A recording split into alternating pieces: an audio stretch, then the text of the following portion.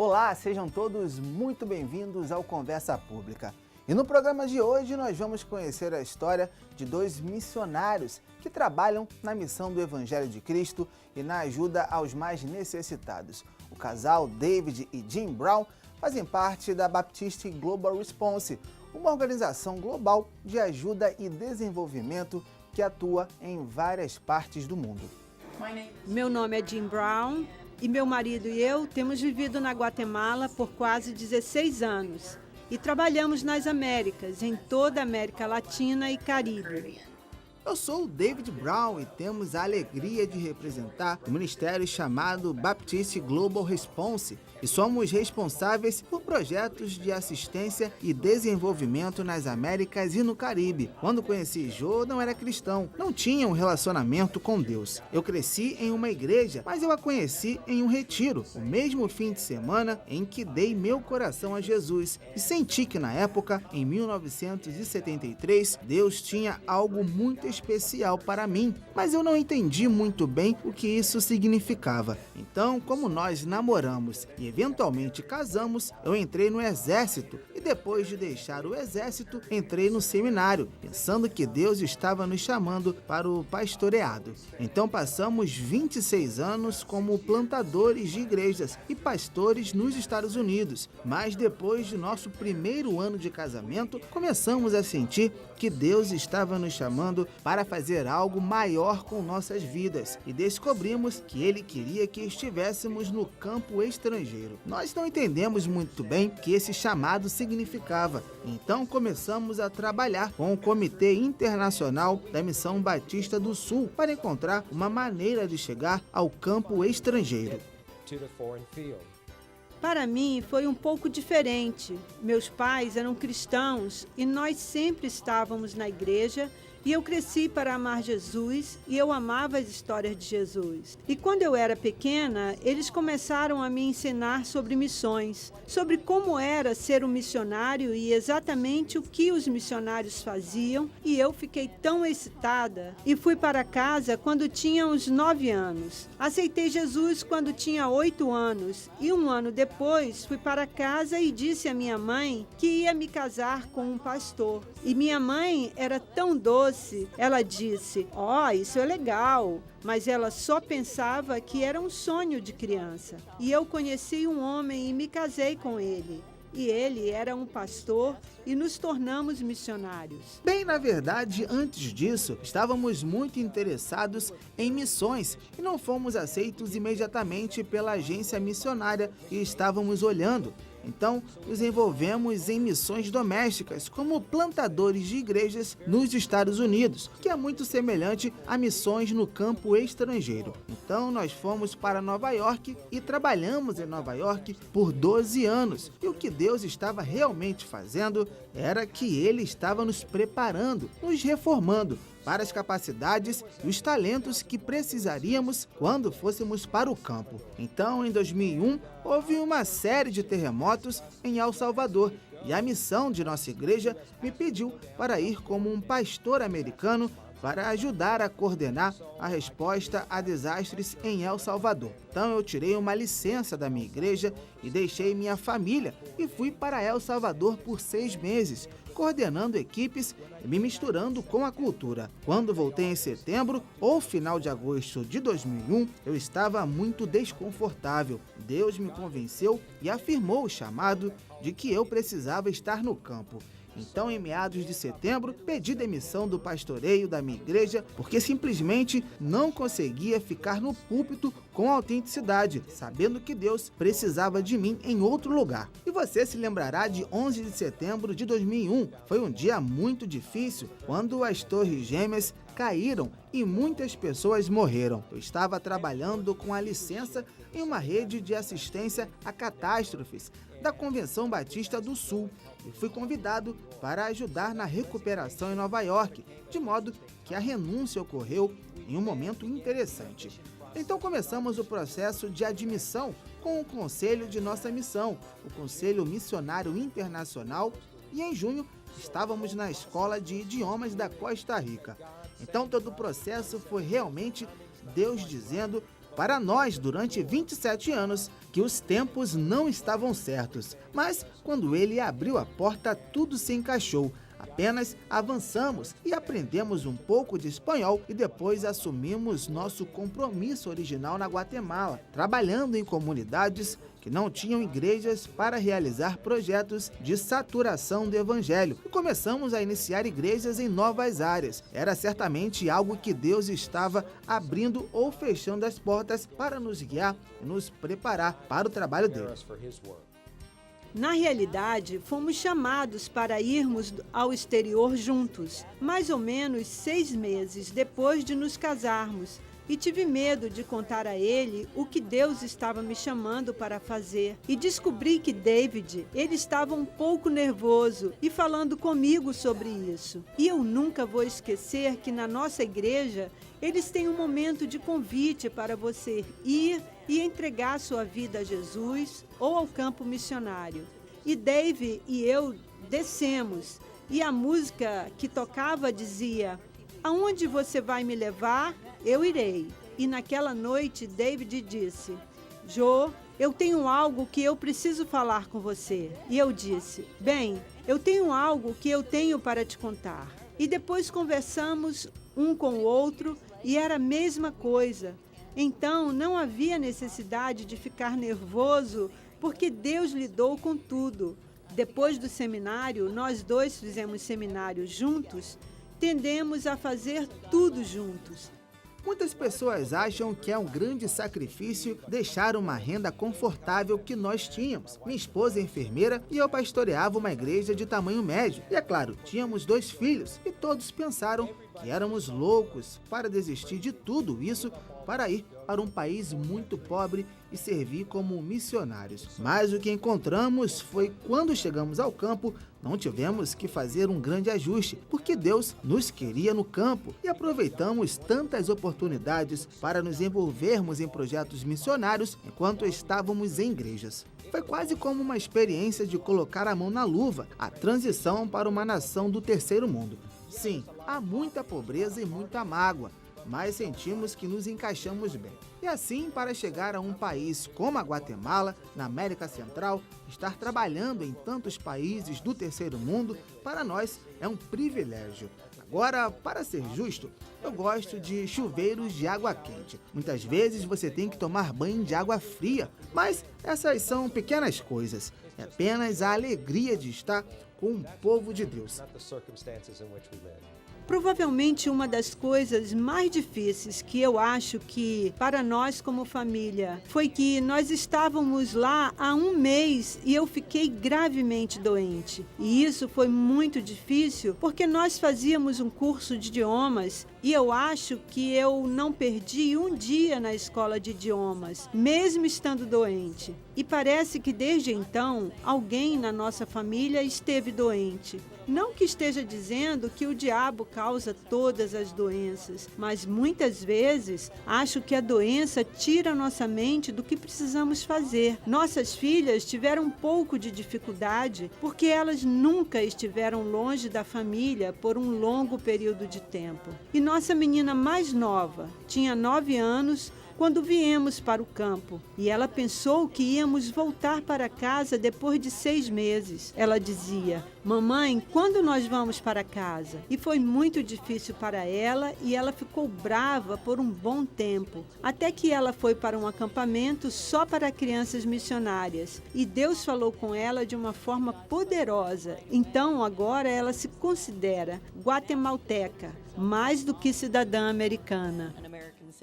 Eles saíram da Guatemala quando chegou a hora de ir para a faculdade. Então eles foram para faculdades americanas e obtiveram seus diplomas e agora ambos estão envolvidos no trabalho da igreja nos Estados Unidos e começando suas próprias famílias. Uma vive no Tennessee e outra na Carolina do Sul. Nós temos uma que é a esposa de um pastor e o outro é um professor de escola. A BGR foi criada pela Organização Batista do Sul dos Estados Unidos para ser uma face global para lidar com necessidades humanas em todo o mundo. A BGR é uma organização muito pequena. Temos 5 casais que servem em todo o mundo, além de nossa equipe de escritório em nossa sede em Nashville. Sim, Jô e eu somos os diretores de área das Américas, México, América Central e do Sul e Caribe.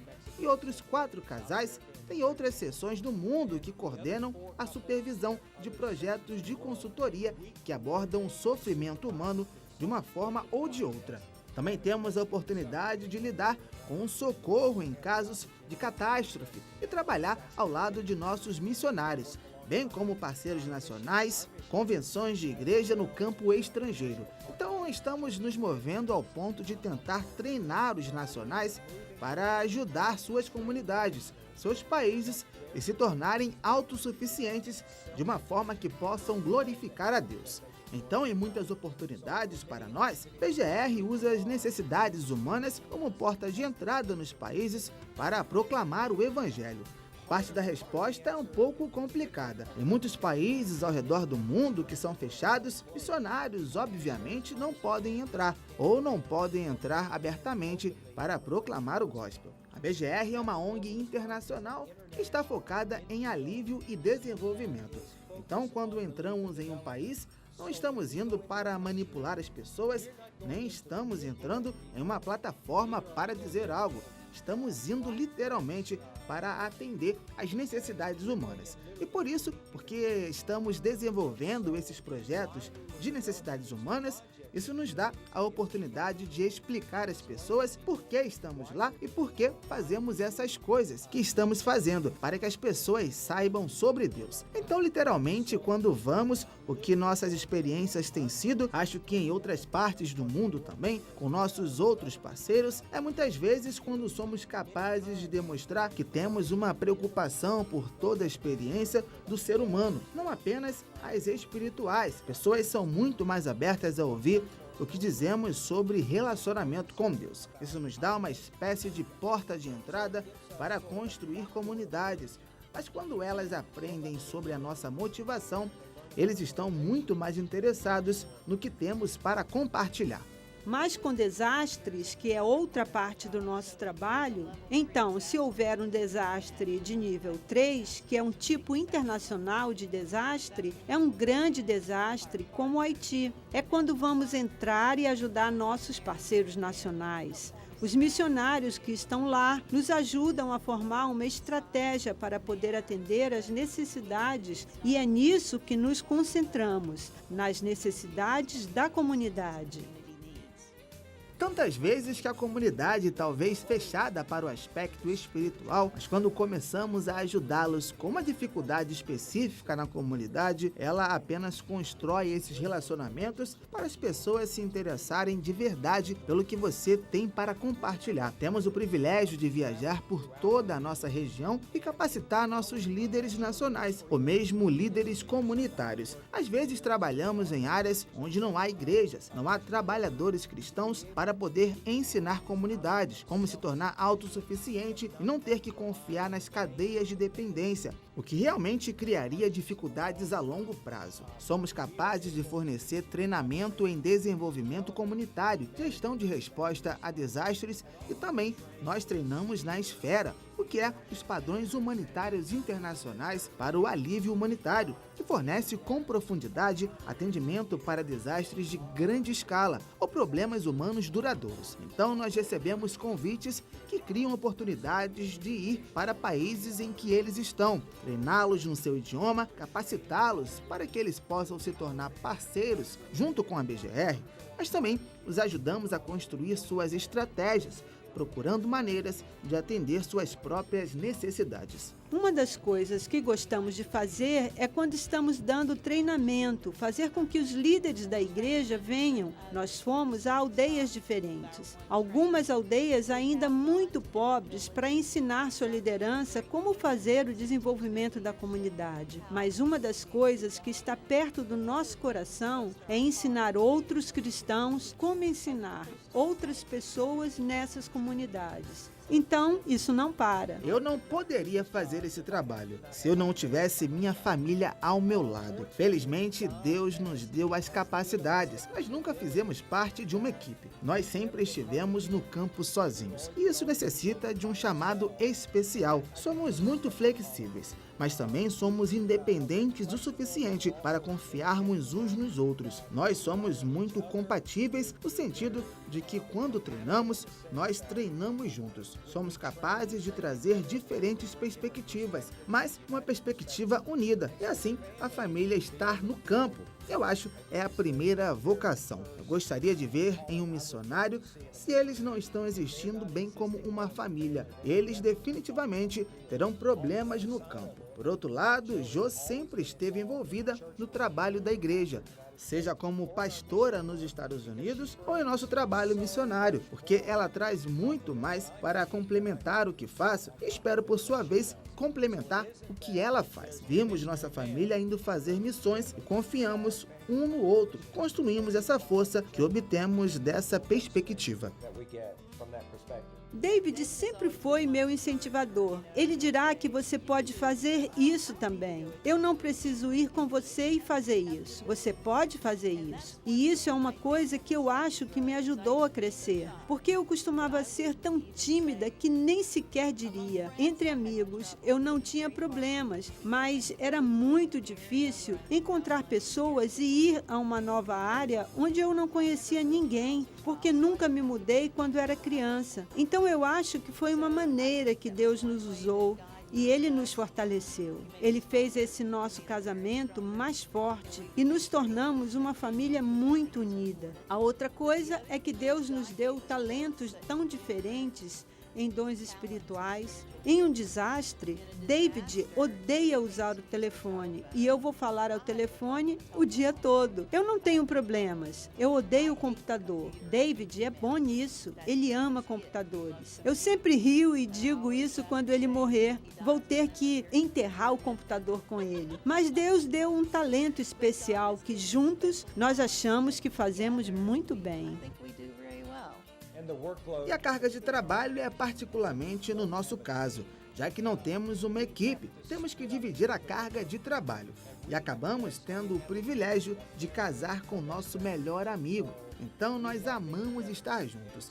Mesmo se tivermos que fazer algo à parte, não é exatamente a mesma coisa.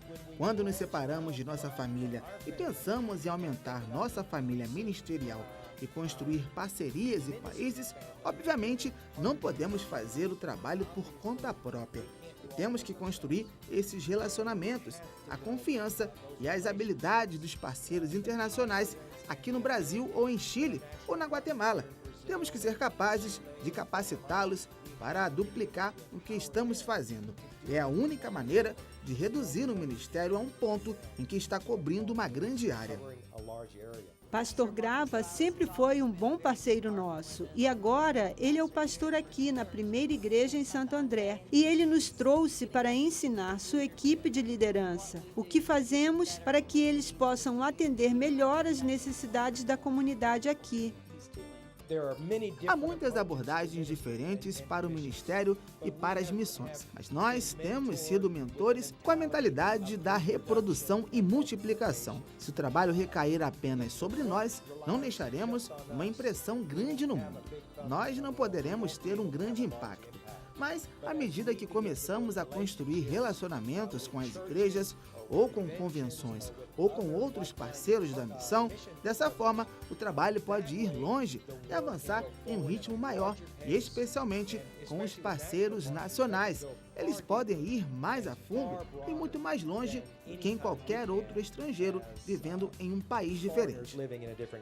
E não vamos estar sempre por perto. Todo mundo precisa aprender para que possam continuar o trabalho. Estamos aqui apenas por um tempo. Então é maravilhoso envolver outras pessoas. Você tem que ter um amor intenso pelo Senhor, porque o trabalho missionário não é algo que você possa fazer. Tem que ser Deus trabalhando através de você. Agora, obviamente, Deus nos dá de certo modo, e assim como uma pessoa considera seu chamado missionário, eles também precisam olhar para os seus dons. Estou convencido de que quanto mais eu vivo, quanto mais eu me esvazio, eu sou mais útil para Deus. Outro aspecto é o desenvolvimento teológico. É muito importante. Precisamos ser capazes de comunicar a Bíblia em doutrinas de uma maneira que os nacionais possam receber.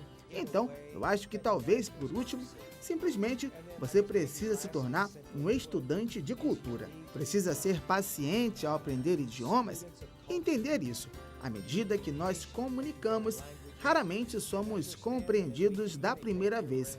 Então a paciência é outra grande avenida que as pessoas precisam empregar quando chegam ao campo.